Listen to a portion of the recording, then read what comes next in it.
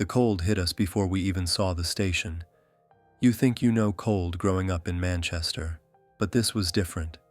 It wasn't just the kind of chill that nipped at your nose or froze your breath into little clouds. This was the kind of cold that got inside your bones, the kind that made you wonder if you'd ever feel warm again. Bloody hell, I muttered, pulling my scarf tighter. It didn't help much. Feels like death out here. Quit whining, Hutch, Corporal Tucker shot back. His breath fogged up as he spoke, but he didn't seem to notice or care. Tucker was one of those lads who'd seen too much to let a bit of weather bother him. You're not in Manchester anymore. Welcome to the Arctic. I rolled my eyes and kept trudging through the snow, boots crunching against the ice. Ahead of us, Captain Graves led the way, his posture as straight as a rifle. The man didn't so much as shiver, even though we were miles away from civilization, heading toward a weather station that had gone dark weeks ago. No radio contact, no reports, nothing. Just silence. That's why we were here, to check it out and, if possible, get the station back up and running. There were 7 of us: Graves, Tucker, Will, Jenkins, a couple of green recruits I barely knew, and me. Private Harry Hutchinson, but everyone just called me Hutch. We were the replacement crew. Just a routine mission, they said. But the farther we got into the tundra, the less routine it felt. The station finally came into view as the sun dipped below the horizon, casting everything in shades of gray and blue.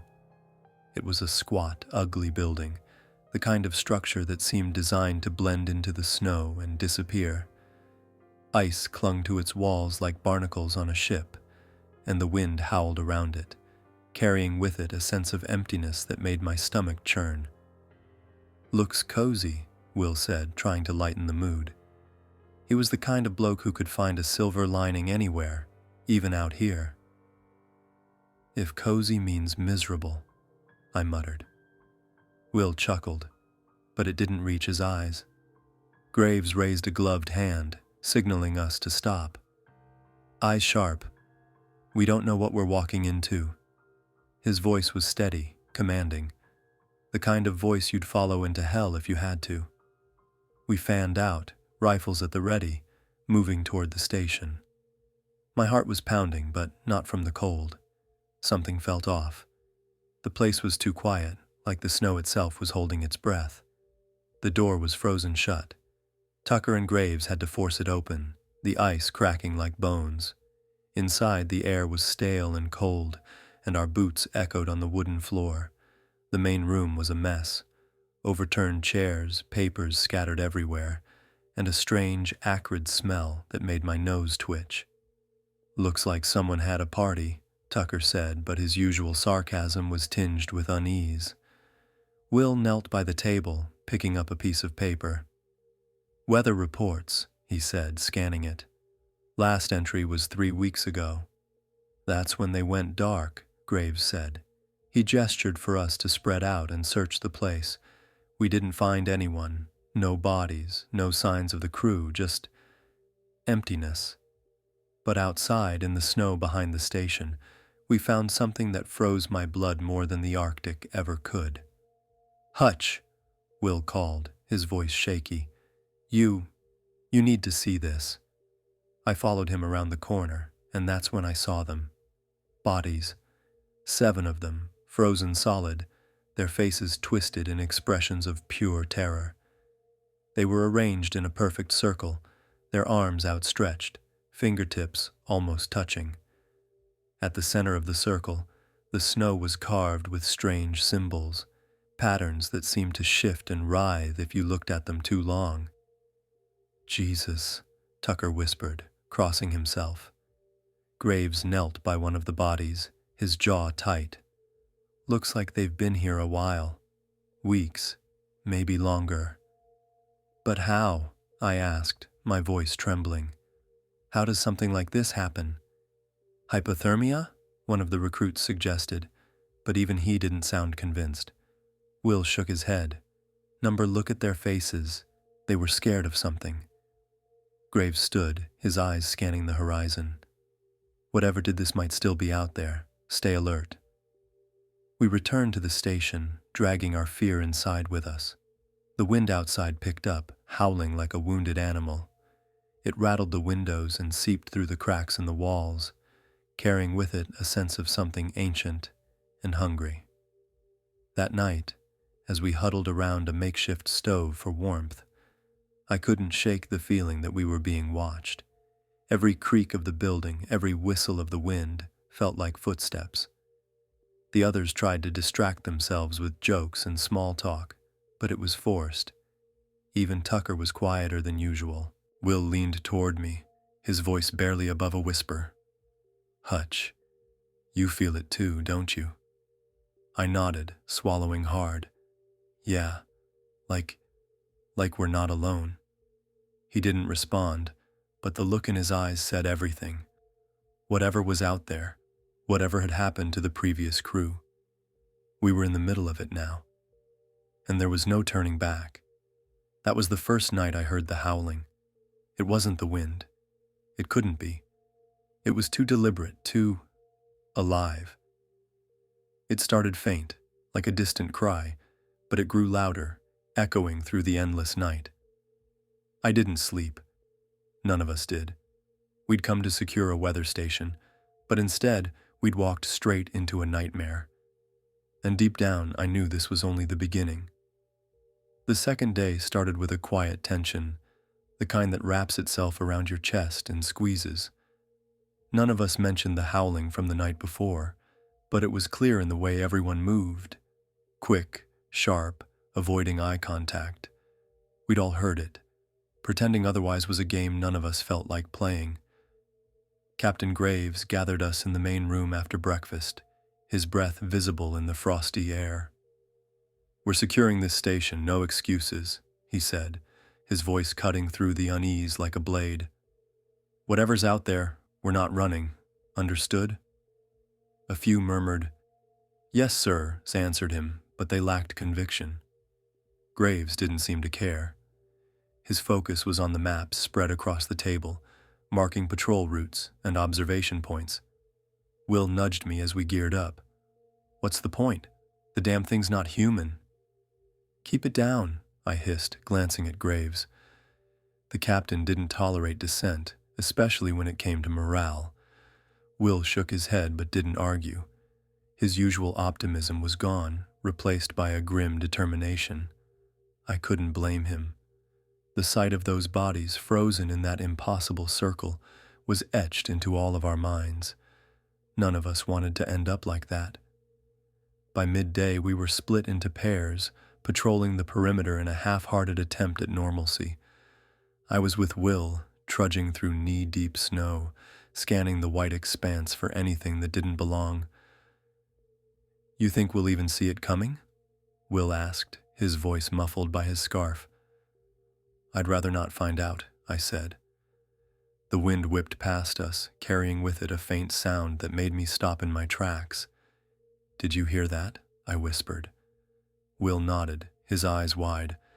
We stood there for what felt like an eternity, listening. The sound came again, low and guttural, like a growl buried beneath layers of ice. "Move," I said, pulling him back toward the station. But before we could take more than a few steps, the snow beneath us shifted. Not a lot, just a subtle crunch, like something massive was moving just below the surface. We froze, our breaths caught in our throats.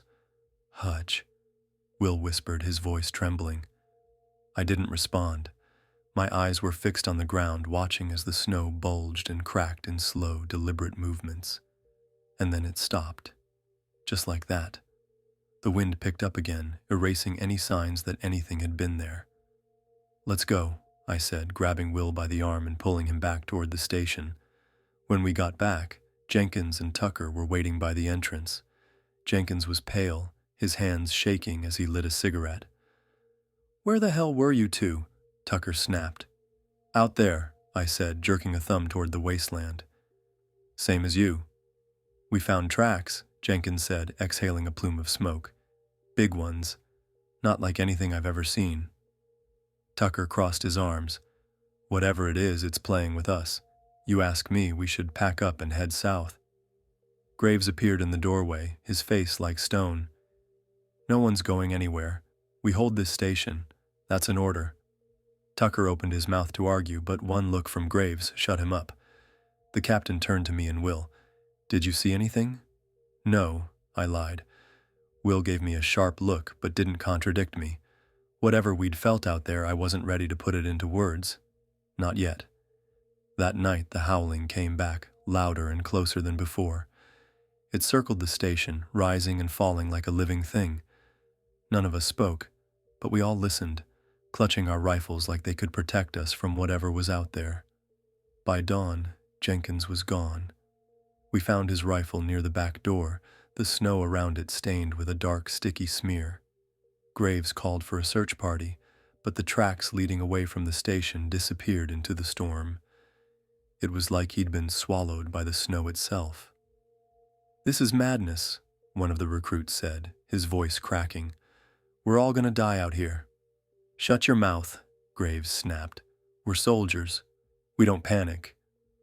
But panic was exactly what I saw in his eyes. The next evening, Tucker and another soldier, Carter, volunteered to scout the area. They were gone for hours.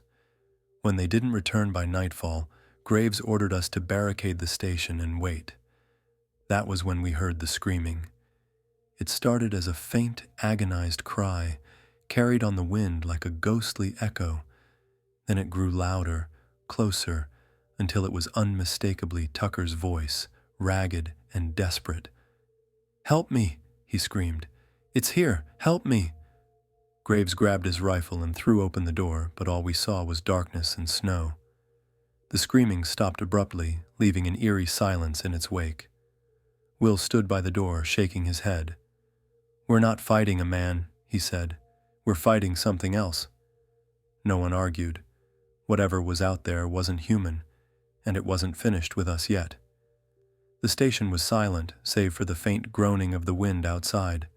After Tucker's screams faded into the night, no one dared to speak. We sat huddled in the mess hall, rifles within arm's reach, listening to the oppressive quiet. The dim oil lamps cast long, flickering shadows that seemed to stretch and dance in ways that defied reason. Graves paced back and forth, his boots clomping against the wooden floor. He was muttering under his breath, something about holding the line. Will and I exchanged uneasy glances. Graves was unraveling, and it didn't take much imagination to guess where that might lead. "What are we supposed to do?" Carter's voice broke the silence, shaky and raw. "Just sit here and wait to die?" Graves stopped pacing and fixed him with a glare. "We stick to the mission," he barked. "Reinforcements will come. Until then we stay put. Is that clear?" "Reinforcements," Carter scoffed. "In this storm, we're on our own, Captain, and you bloody well know it." Graves took a step toward him, his face dark with fury. "One more word out of you and I'll—" "Enough!" Will cut in, standing between them. "We've got bigger problems than tearing each other apart." The tension hung heavy in the air, but Graves eventually backed down, turning away with a grunt. Carter slumped into his chair, muttering curses under his breath. The next morning, we discovered the generator had stopped working. The cold inside the station was now nearly as brutal as outside. Frost crept along the walls, and our breath lingered in the air like ghosts. Graves sent me and Will to check on it. The generator was housed in a small shed about 50 yards from the main building. We approached cautiously, our rifles at the ready. The snow was deeper than it had been the day before, as if the land itself was trying to bury us. When we opened the shed door, the sight made my stomach churn. The generator was mangled, torn apart as though something massive had gripped it and squeezed. Deep gashes scored the metal, and dark stains, not oil, spattered the walls. "What the hell could do this?" Will whispered. "I don't know," I said, though my mind was racing. Whatever it was, it had strength far beyond anything natural. As we turned to leave, I noticed something half buried in the snow outside the shed. It was Tucker's dog tag. I picked it up, my hands trembling. The metal was ice cold. The chains snapped clean. Will saw it too and shook his head. He's gone, Hutch. Whatever's out here, it's not leaving survivors. By the time we returned to the station, the others were waiting. Graves's face darkened when we told him about the generator. Then we ration the fuel for the heaters, he said. Rationing won't matter if we're all dead before the week's out, Will muttered. Graves slammed his fist on the table. Enough. I will not have mutiny on my hands. And I won't follow a captain who's leading us to slaughter, Will shot back. Before Graves could respond, the howling began again. This time it was different, closer, more guttural and layered, as if several throats were producing it at once. The sound froze the argument in its tracks. Everyone to your posts, Graves commanded. We scrambled to the windows, peering out into the swirling white void. Shapes moved in the storm. At first they were indistinct, little more than flickers of darkness against the snow. But as they drew closer, their forms became clearer, and my stomach turned to ice. They were tall, impossibly thin, their limbs elongated and twisted like gnarled tree branches. Their faces, pale and featureless except for the mouths, those gaping black voids that seemed to stretch far too wide. Open fire, Graves shouted. The first shot rang out, breaking the spell of horror that had paralyzed us. We fired into the storm, the muzzle flashes lighting up the darkness. The figures didn't flinch. They moved closer, their movements unnatural, jerky yet deliberate. It's not working, Carter yelled, his voice cracking with terror. Keep firing, Graves barked. But it was no use. The bullets tore through them, leaving no mark, as if they were made of the storm itself. One of the creatures reached the window nearest to me. Its hand, if you could call it that, slapped against the glass, leaving a trail of frost that spread like veins. I stumbled back, my heart hammering in my chest. Fall back, Graves yelled. We retreated into the inner rooms, barricading the doors with whatever we could find. The howling grew louder, now accompanied by a rhythmic pounding as the creatures began to test the walls of the station. What do we do now? Will asked, his voice shaking. Graves didn't answer. He just stared at the door, his rifle gripped tightly in his hands. For the first time, I saw real fear in his eyes. Hours passed, though it felt like days. The pounding eventually stopped, but the howling remained, a constant reminder that the creatures were still out there, waiting. We took turns keeping watch, though none of us truly slept. The cold seeped into our bones, and the oppressive silence weighed heavy on our minds. It was Carter who broke first. During his watch, he suddenly stood and began pulling at the barricades. "What are you doing?" I hissed, grabbing his arm. "They're calling me," he said, his voice distant, almost dreamlike. "I have to go." "Carter, snap out of it," Will said, but it was no use. Carter shoved us aside with surprising strength and tore the door open. The cold rushed in, along with the howling, now deafening. Before we could stop him, he was gone, swallowed by the storm. We resealed the door, but the damage was done. The air in the room felt heavier, the shadows darker.